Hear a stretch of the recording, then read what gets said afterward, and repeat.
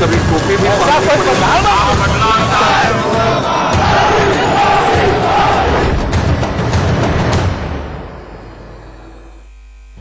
नमस्कार, मैं हूं दीपक चौरसिया। हमारी इस खास पेशकश किस्सा कुर्सी का में आपका स्वागत है। 90 के दशक की शुरुआत से अगर बिहार की राजनीति को पूरी तरह बदलने, उनके जंगल राज के खिलाफ किसी ने मुहिम चलाने का काम किया है तो वो है केंद्रीय मंत्री रविशंकर प्रसाद जी। रविशंकर प्रसाद जी, आप हमारे साथ आए, जुड़े, इसके लिए आपका बहुत बहुत अभिनंदन। धन्यवाद, स्वागत, बहुत बहुत धन्यवाद। सबसे पहले मैं ये जानना चाहूंगा कि वशिष्ठ बाबू अभी यहां आके कह के गए हैं, उनका ये कहना है कि ये चुनाव बीजेपी ने, एनडीए ने खुद नीतीश कुमार वर्सेस नरेंद्र मोदी बना दिया है। देखिए, अब वो उस पार्टी के अध्यक्ष से मुझे कुछ नहीं कहना है, लेकिन दीपक जी, आप देश के बहुत बड़े पत्रकार हैं। मैं 1995 से बीजेपी की नेशनल एग्जीक्यूटिव में हूं, हर 3 महीने में करते हैं। कांग्रेस के राज्यों में भी कांग्रेस के मुख्यमंत्री चाय पर बुलाया करते थे। अटल जी हैं, अडवाणी जी हैं, 3-4 मुख्यमंत्री हैं। यहां नीतीश कुमार जी हमारे कंधों पर हैं, लेकिन भोजन नहीं करेंगे अगर मोदी जी आएंगे। मोदी जी बिहार में प्रचार नहीं करेंगे। आपको मालूम है, मैं वकील के रूप में राम जन्मभूमि में रामलला का वकील था। जीते थे वो केस। देश भर में लोगों ने मुझे सुना कि क्या बहस किया, क्या फैसला हुआ। रवि जी, बिहार में आप नहीं कर सकते। कोशी का फ्लड है, दुख में आदमी दुश्मन के साथ खड़ा हो जाता है, लेकिन 5 करोड़ रुपया गुजरात से आया तो स्वीकार नहीं होगा। मोदी जी, नरेंद्र मोदी जी मानते हैं कि देश के विकास के लिए बिहार का, पूर्वी भारत का विकास जरूरी है। 1,25,000 करोड़ रुपए का पैकेज आया तो ये हम स्वीकार नहीं करेंगे, उसमें मीन मेक निकालेंगे। चिदम्बरम जी ने 12,000 करोड़ दिया, उस पर खुश हो जाएंगे। तो नीतीश जी ने अपने व्यक्तिगत पूर्वाग्रह के कारण इस नरेंद्र मोदी से अपने बिल्कुल हेट्रेड, राजनीति में ऐसा होता नहीं है, अब उन्होंने बनाया। लेकिन हमारा मुद्दा बहुत साफ है, बिहार का विकास, बिहार के भविष्य की तलाश और बिहार के भविष्य की मजबूती। ये दोनों महान विभूति नरेंद्र मोदी जी को अकेले रोकने चले थे। लोकसभा के चुनाव में सेकुलरिज्म के लंबरदार बनकर करके 40 में 1 सज्जन हो गए 2 पर नीतीश कुमार जी, 1 सज्जन हो गए 4 पर लालू प्रसाद जी। लेकिन अभी तक का ट्रेंड ये बताता है कि बिहार में जो वोट हैं वो जाति के आधार पर पड़ते हैं। और आपने कहा कि अवसरवादी गठबंधन है, ये अवसरवादी गठबंधन भी इसीलिए बना है क्योंकि कास्ट कॉम्बिनेशन उनके साथ है। आपको लगता है कि वही ट्रेंड इस बार भी चलेगा, जातिवादी राजनीति का? क्योंकि लालू जी इसको ऑलरेडी फॉरवर्ड बना बैकवर्ड बना चुके हैं चुनाव। देखिए, लालू जी हमेशा इसको बनाते हैं, लेकिन मैं एक बात पूछता हूं, अभी आपने चारा घोटाले की चर्चा की। लालू जी चारा घोटाले में जेल गए तो उनकी पार्टी में 60 योगी यादव विधायक थे। विधायक किसको बनाया मुख्यमंत्री? अपनी पत्नी को बताया। रामकृपाल यादव उनके सहयोगी 25 साल के हैं, उनको टिकट नहीं मिलेगा, बेटी को मिलेगा। अब ये उनका विषय है, मुझे उस पर कुछ नहीं कहना। लेकिन ये मैं अवश्य कहूंगा कि जाति की वास्तविकता को मैं नकारता नहीं दीपक जी, लेकिन उसी बिहार ने जाति से ऊपर उठकर वोट दिया है। 2010 में हमारी इतनी बड़ी विजय हुई कैसे हुई, 2005 में हुई कैसे हुई, 2009 के लोकसभा में हुई कैसे हुई, और 2014 के लोकसभा में लालू प्रसाद यही बात करते थे, नरेंद्र मोदी आएगा तो गोधरा होगा, गुजरात होगा। बिहारियों क्या क्या लोगों ने 40 में 31 सीट दिया। तो बिहार के लोग, चुनौती आती है तो भविष्य को देखते हैं, ऐसा में पूरा विश्वास है। आप कह रहे हैं कि आपका ये स्टेटमेंट था कि नीतीश कुमार के कार्यकाल में बिहार का विकास अवरुद्ध हुआ है, लेकिन हकीकत यह है कि 8 साल, लगभग 8 साल तो आप भी साथ थे, तो क्या ये अवरुद्ध सिर्फ 2 ही साल में हो गया? देखिए, मैं आपको कुछ बात करना चाहता हूं। हम ये कभी इस सच्चाई को स्वीकारेंगे क्या? हम तो ओपनली कहते हैं उनका नेता हमने बनाया। आप तो देश के बहुत बड़े पत्रकार हैं। बीजेपी ने ही कहा था नीतीश कुमार। 2005 में याद करिए, आप देश के 25 साल से बड़े पत्रकार हैं, हम जानते हैं। 2005 में जॉर्ज फर्नांडिस पक्ष में नहीं थे, स्वर्गीय दिग्विजय सिंह पक्ष में नहीं थे। यही पटना में बैठकर स्वर्गीय प्रमोद महाजन, सुषमा जी, अरुण जेटली प्रभारी थे, सुशील मोदी, रविशंकर प्रसाद, हम लोगों ने फोर्स किया नीतीश को नेता बनना चाहिए। 2000 मुख्यमंत्री किसने बनाया? तो छोड़ दीजिए आप, इनको नेता हमने बनाया है। बड़ा सवाल यहां पर यह है कि आप कह रहे हैं जंगल राज पार्ट 2, नीतीश कुमार इस काउंटर में कह रहे हैं कि इतने साल तो मैं रह लिया लगभग, और ना लालू जी ने कभी रिमोट कंट्रोल यूज किया है, ना यहां पर कोई जंगल राज आया है। तो इसको आप जंगल राज पार्ट 2 क्यों कह रहे हैं? क्योंकि मुझे बहुत अच्छी तरह याद है 2010 के चुनाव में लालू का डर दिखाकर ही नीतीश कुमार सत्ता में आए थे बीजेपी। तो ये सवाल आप उनसे पूछिए, मुझसे क्यों पूछ रहे हैं? अगर लालू जी से नीतीश कुमार को इतना डर था तो उनके साथ क्यों गए? यही तो विडंबना है। देखिए, जंगल राज पार्ट 1 और पार्ट 2 क्या है? सरल भाषा में दीपक जी, जंगल राज पार्ट 1 में डायरेक्टर, प्रोड्यूसर, एक्टर थे लालू प्रसाद जी। जंगल राज पार्ट 2 में डायरेक्टर, प्रोड्यूसर है लालू प्रसाद जी, एक्टर है नीतीश कुमार जी। ये अंतर है। आप बिहार आए हुए देखा होगा आपने, लालू ने साइन बोर्ड टंगवाया था नेशनल हाईवे पर, यह भारत सरकार की सड़क है। नीतीश जी मोदी जी का विरोध करते हैं। तो हमारा नारा क्या है? इस बार बिहार के विकास के लिए केंद्र के साथ चलो, नरेंद्र मोदी जी के साथ चलो। ये नारा हम लेके जा रहे हैं, आग्रह कर रहे हैं। आपने कांग्रेस को दिया, आपने लालू जी को दिया, आपने नीतीश जी को दिया, एक बार हमको दीजिए। नीतीश कुमार इसी को काउंटर कह रहे हैं। पहला उनका काउंटर है कि ये पूरा जो पैकेज है ये रीपैकेजिंग है जो एग्जिस्टिंग स्कीम्स थी। दूसरा पॉइंट उसका कि जिस तरह से बीजेपी ये कह रही है कि केंद्र में हमारी सरकार है, अगर साथ चलना है तो राज्य में भी हमारी सरकार दो, ये फेडरल स्ट्रक्चर की भावना के खिलाफ है। कोई केंद्र सरकार ऐसा नहीं करना है। हमको दोनों बातों पर जवाब देने दीजिए। अगर रीपैकेजिंग है तो आज नीतीश कुमार जी सोनिया गांधी के साथ चले गए हैं ना, 10 साल में क्यों नहीं लागू हुआ? मुझे इसका जवाब दे दें।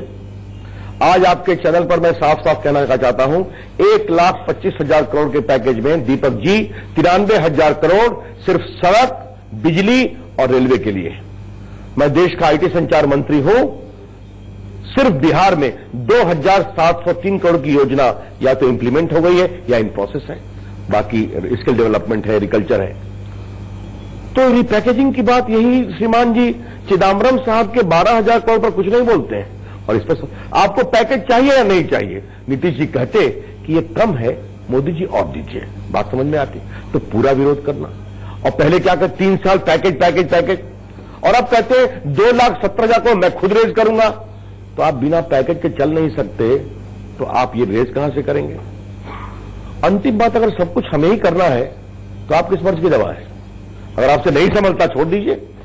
अब जो फेडरल स्ट्रक्चर की बात आपने कही है, हमने कभी नहीं कहा। नरेंद्र मोदी जी आप जानते होंगे प्रधानमंत्री बनने के पहले कहते थे जब तक पूर्वी भारत का विकास नहीं होगा तब तक हिंदुस्तान का विकास नहीं होगा।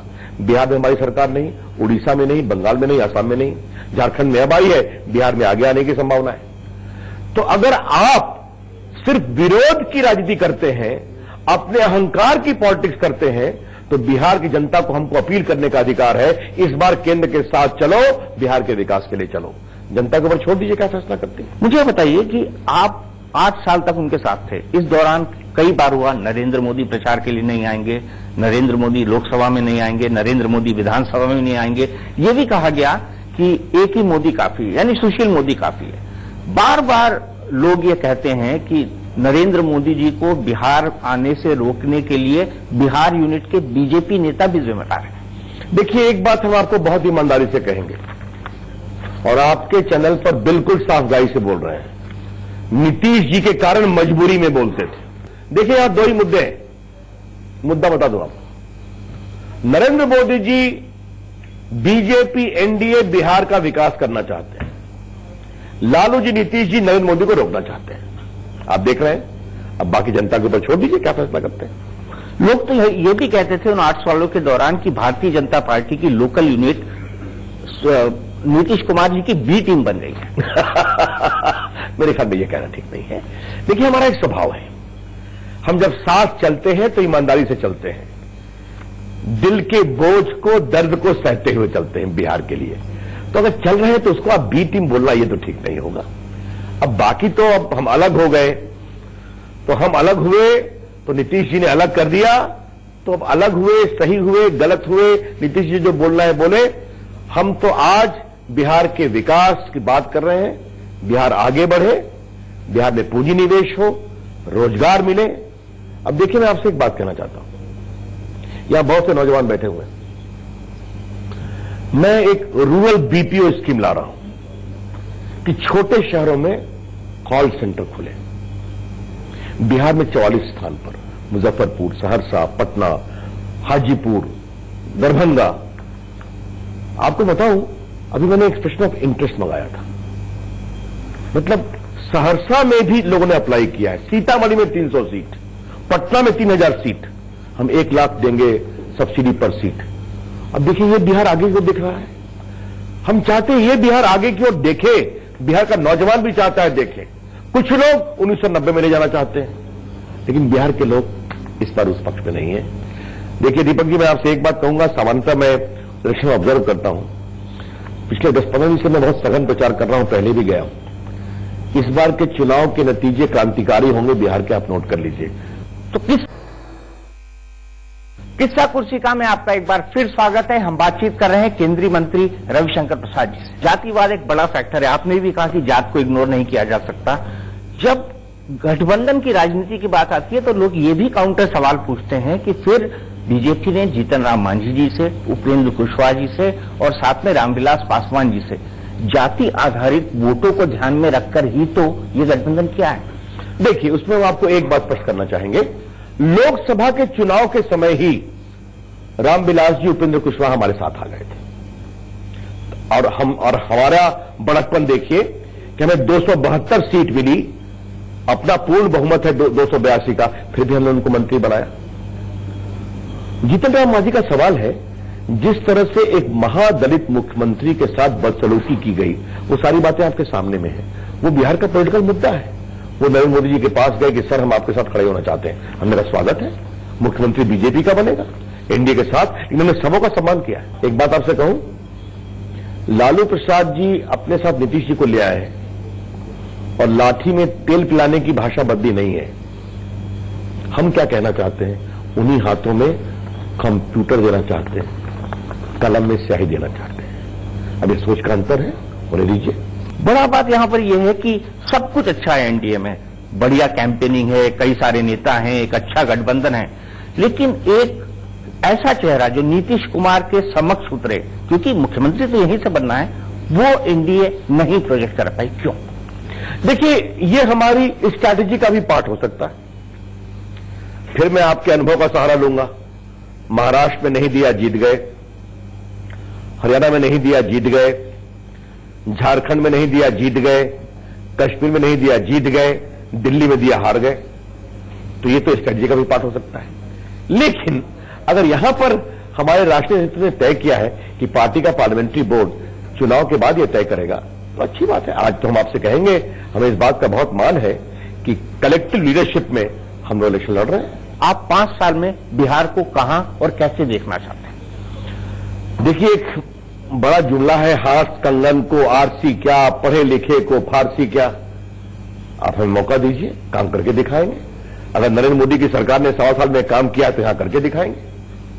अगर आप मुझसे पूछ रहे हैं तो सबसे पहला काम करेंगे, अपराधी घर के अंदर रहेंगे, अपराधियों को कोई छूट नहीं दी जाएगी। ये हम साफ साफ कहना चाहते हैं। हमारी सरकार आएगी, और कल राजनाथ जी ने भी बहुत जगह कहा कि सरकार आएगी तो बिहार को एक्स्ट्रा फोर्स की आवश्यकता होगी तो हम देंगे। किस्सा कुर्सिका में आपका एक बार फिर स्वागत है। हम बातचीत कर रहे हैं केंद्रीय मंत्री रविशंकर प्रसाद जी से। आपके लिए एक लाइन में, क्योंकि आप बहुत अच्छे शब्दों के रचयिता हैं, मैं आपसे ये जानना चाहूंगा, इस बिहार चुनाव को आप कैसे परिभाषित करेंगे? इस चुनाव में पहली बार मैं आशा और अपेक्षा का चुनाव देख रहा हूं, और ये बात मुझे मोदी जी की रैली में, मेरी खुद की रैली में, नौजवानों की आंखों में एक भूख है, हमें आगे बढ़ना चाहिए। अगर बिहारी बिहार के बाहर अच्छा कर सकते हैं, वो चाहते हैं बिहार में हमें अच्छा मौका मिलना चाहिए काम करने का, रोजगार का, आगे बढ़ने का, और ये उनको हम दे सकें, ये हमारा कमिटमेंट है। ये हमको मौका मिलेगा, हम करेंगे। लालू जी बड़े फ्रस्ट्रेटेड हो गए हैं, ये आपका स्टेटमेंट आया था हाल ही के दिनों में, रैलीज में आपने कहा होगा, ऐसा क्यों? देखिए मैं ऐसा कहूंगा कि लालू जी जमीनी हकीकत को समझते हैं, नेता पुराने हैं।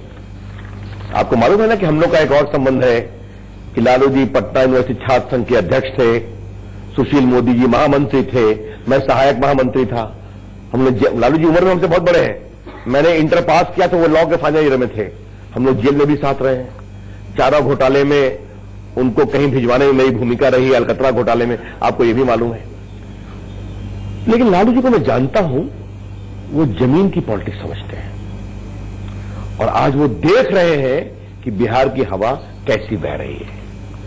तो जब वो जाते हैं मीटिंग्स में, अब ये बगल के गांधी मैदान में भाषण देकर अपनी पहली रैली में लालू जी कहें, ए यादवो हमको वोट दोगे कि छोड़ दोगे, ये लालू जी की भाषा नहीं है, ये उनकी घबराहट है, ये उनकी हताशा है। तो ये था हमारे साथ केंद्रीय मंत्री रविशंकर प्रसाद जी, जिन्होंने साफ बताया कि किस तरह से एनडीए की रणनीति है और किस तरह से इन चुनाव के अंदर एक उम्मीद, एक आशा युवाओं के अंदर, बिहारियों के अंदर उन्होंने भरी है और उन्हें पूरी उम्मीद है कि एनडीए का गठबंधन इस चुनाव में सफल होगा। इसमें कभी टोपी भी